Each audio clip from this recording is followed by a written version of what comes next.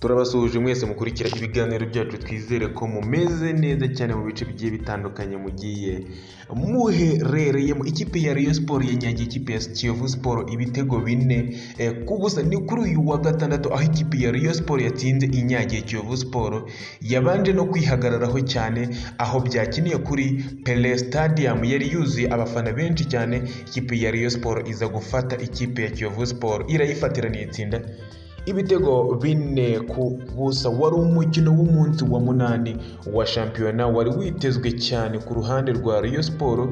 Yagiye kuwukina bisa nk'ibibazo kuko bishingiye ku miyoborere byari bimaze imyaka 4 bikemutse.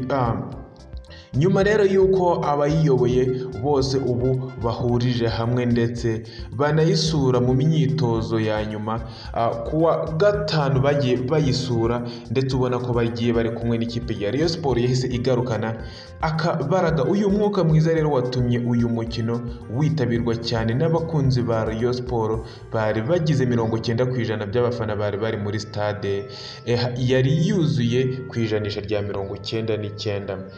Kwijana mu kibuga icyizere cyari cyose ko intsinzi iza kuboneka ku ikipe ya Rayon Sport, yaba bamwe babyitaga ibyoroshye ugereranyije n'uburyo Kiyovu Sport imaze iminsi yitwara ibi, ariko ntabwo ariko byagenze kuko ikipe ya Kiyovu Sport yakinnye umukino neza cyane mu gice cya mbere ndetse ikina umukino utandukanye n'ibyo abantu bayitekerezagaho cyane mu gice cya mbere, aho yaguye ikipe ya Rayon Sport inayihusha uburyo bwiza bukomeye cyane bw'igitego ku bakinnyi nka Masengo, Tansere, Nizeyimana Juma ndetse na Sheriff Bayo. Iki gihe rero iki gice cya mbere cyarangiye ari ubusa ku busa. Ikipe ya Rayon Sport yatangiye igice cya kabiri isimbuza, ikuramo Prince Elanga kandi ishyiramo Adama Bagayogo, ndetse igice cya kabiri Kiyovu Sport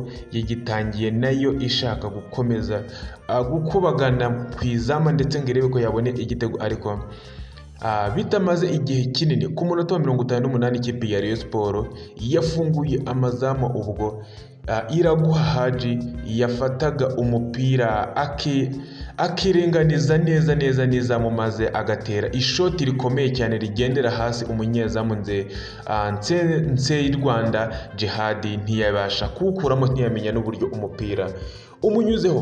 Kuva kuri uyu munota Rayon Sport yafatiyeho, maze ku munota wa 76 Adamu Bagayogo wagize uruhare runini mu mukino kuva yatangirana mu gice cya kabiri kuko yagiyemo asimbura, yafashe umupira nawe yiringaniza n'izamu neza, ariko ishoti rikomeye cyane maze umunyezamu Nzeyimana Jihadi arikuramo, ariko Iraguha Jihadi wari wakurikiye umupira awusubizamo atsinda igitego cya kabiri cy'ikipe ya Rayon Sport. Nyuma y'iminota 2 ku munota 78 habonetse igitego cya gatatu ku mupira Fare Nganye yahawe na Muhire Keve, maze nawe acenga kugeza ageze mu izamu atsinda igitego cya gatatu.